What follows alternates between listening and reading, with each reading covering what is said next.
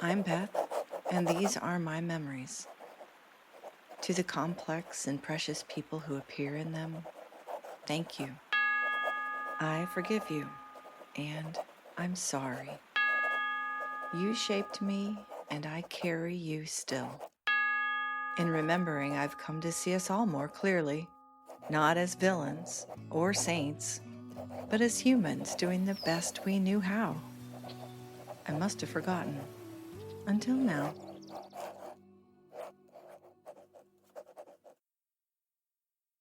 In the time period after I ended things with Jack, I was technically single, but not truly available. I wanted to feel like there might be someone interested, but I wasn't ready for anything real. Breaking up with Jack hadn't come from a lack of caring. It came from being 16 and suddenly aware that the path I was on wasn't likely to widen. It would narrow until there was no way to get off of it. And even though my ego wanted to be asked out, I was skittish about stumbling into another relationship that felt too serious, too fast. So, even though I was eligible, I wasn't exactly approachable. On top of that, half the band boys were loyal to Jack, and even though he'd graduated, his brother was still around. The short version, I wasn't actively dating. Passively, even. I did go out once with a sousaphone player named Chuck, the same one who had become the drum major and prompted Tracy and me to switch instruments. He took me to see Creepshow. Afterwards, the ammonia smell of window cleaner triggered in me a stubborn fear of cockroaches swarming the countertops. As the autumn air of northern Ohio turned crisp, the annual band hayride rolled around.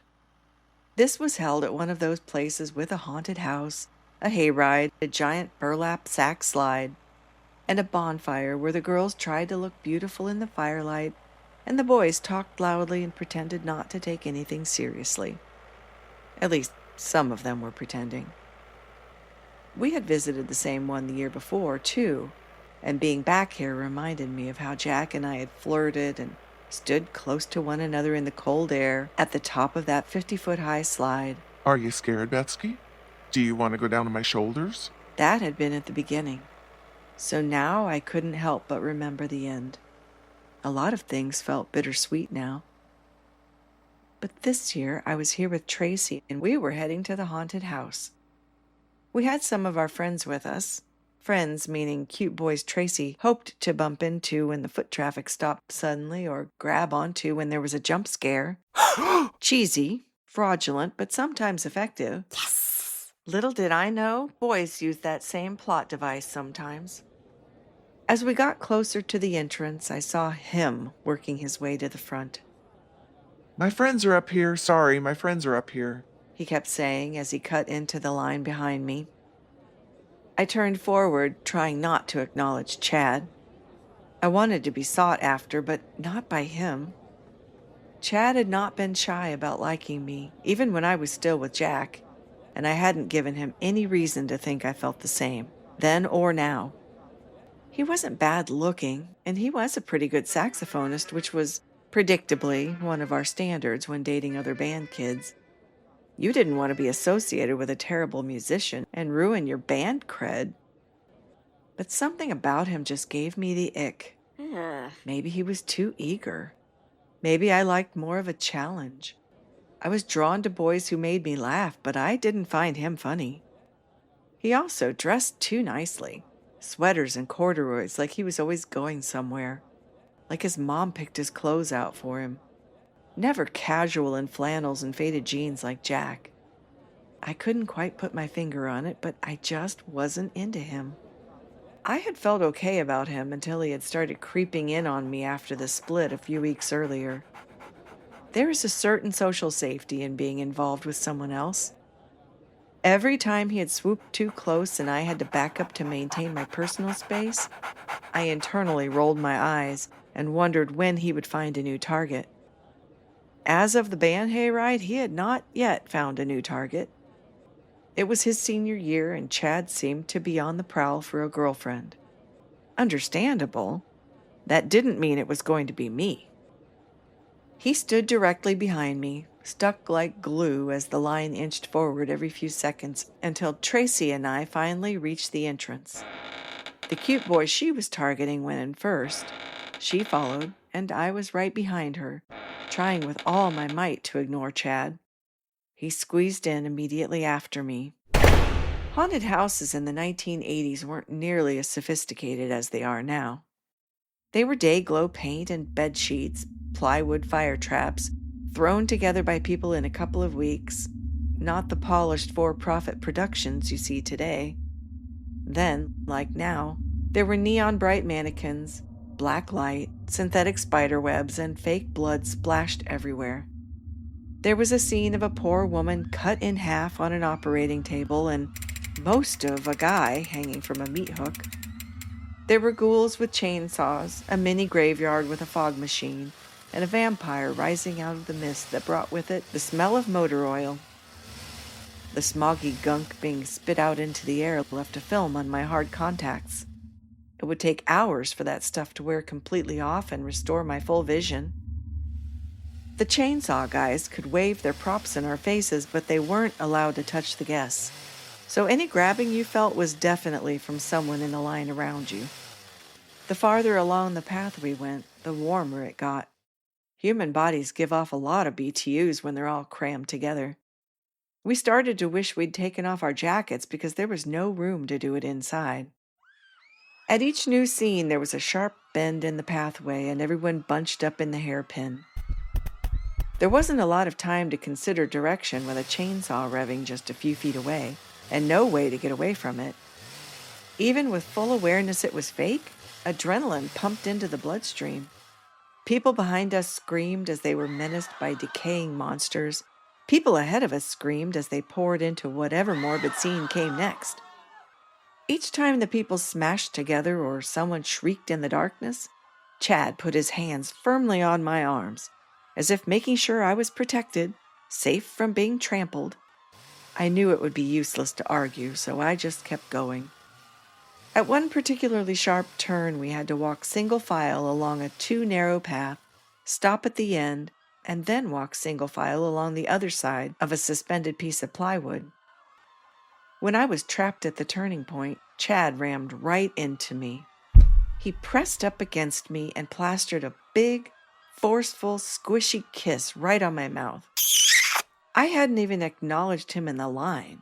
He couldn't have thought that that was welcome. I was shocked, alarmed, angry. What the hell, Chad? I squeezed past him to catch up with Tracy a few feet down the skinny path.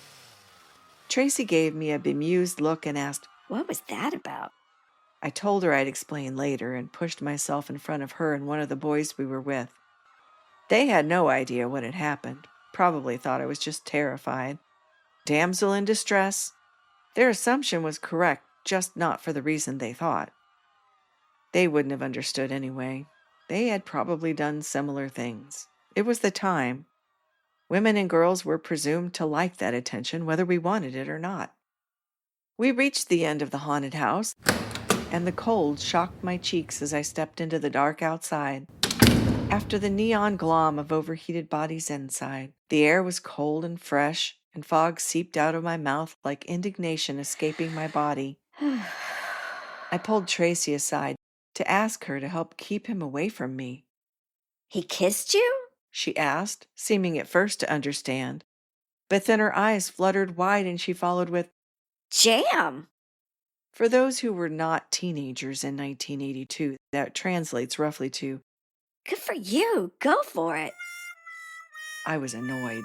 She knew better. I rolled my eyes and walked irritably towards the bonfire. Chad intercepted me like a Patriot missile as I stomped crossly toward the flames. Not this guy again. He tried to have a conversation with me. Really, Chad? He had violated my boundaries and then wanted to lecture me about hurting his feelings. Give me a break. Tracy, even though I was cranky with her, ultimately saved me because she needed to head home to meet her curfew. We walked briskly in the chilly air and climbed into her mom's station wagon. We discussed the unwanted kiss, and she apologized for making light of it. but then ruined it again by saying he wasn't that bad and I should give him a chance. Not everyone can be like Jack, you know. Ouch. True as I knew that was, I didn't want to give it a chance. She pulled into my driveway just before 11 o'clock and I went inside. This night had been a complete bust. I washed the feeling of Chad off my mouth and climbed into bed. I lay there feeling conflicted. It could have been a fun night, and I really resented that Chad had been so aggressive. He had manipulated the whole situation, pushing himself on me despite every signal I'd given that I didn't want that. It wasn't the first time I'd felt that outraged No! when someone leaned in without my permission. I had noped out of a similar situation after I had stood in for my ill sister at a concert. Even then, at 13, my body had known what my mind didn't yet have words for. I didn't have to receive attention I didn't want. It wasn't my burden to carry. It wasn't my responsibility to manage someone else's feelings. The irritation at Chad's insolence and at Tracy for not understanding why it mattered kept me awake for a while, fuming. I finally drifted off, unaware that the next few hours would be more eventful than I could have imagined. I got up in the morning and did my normal Saturday things. Some cartoons I was too old for, a magazine, snacks. But that night at supper, my dad told me the part of the story I didn't know. He had wanted to get ahead of some tasks at work, so he had gotten up and walked out of the house at 5 a.m. Outside the back door, What the? he'd been shocked to find the house had been rolled, as we called it. Has she joined another crime syndicate? The trees, shrubs, deck, detached garage, and even the grass had been completely covered with toilet paper. Dad was furious. He didn't want the neighbors to see it, and he didn't want the dew to glue the toilet paper to every surface. The way he described it, there wasn't a blade of grass or a tree branch visible through the mess. This was a blizzard of epic proportions. This deed would definitely earn infamy in the Orange Spiel Band newspaper next week. Why didn't you wake me up to help? He'd been mad and frustrated and just started ripping it down without even thinking. He had filled many trash bags with damp, compacted toilet paper. It must have been really bad. Dad wasn't actually mad at me, but he made it clear something like this had better never happen again. I told him I hadn't caused it this time, so how could I promise no one would ever do it again? I called Tracy to tell her about it, and she immediately blamed Chad. But could he have done all that by himself? And it must have cost a small fortune in 1982 toilet paper. That's some dedication, either devotion or hatred. If it was Chad, I suppose it could have been both. I never asked Chad if he had rolled my house. He quickly, mercifully lost interest after that weekend, and we didn't have many interactions the rest of the school year. He graduated and went out into the world. Hopefully, he found the woman of his dreams.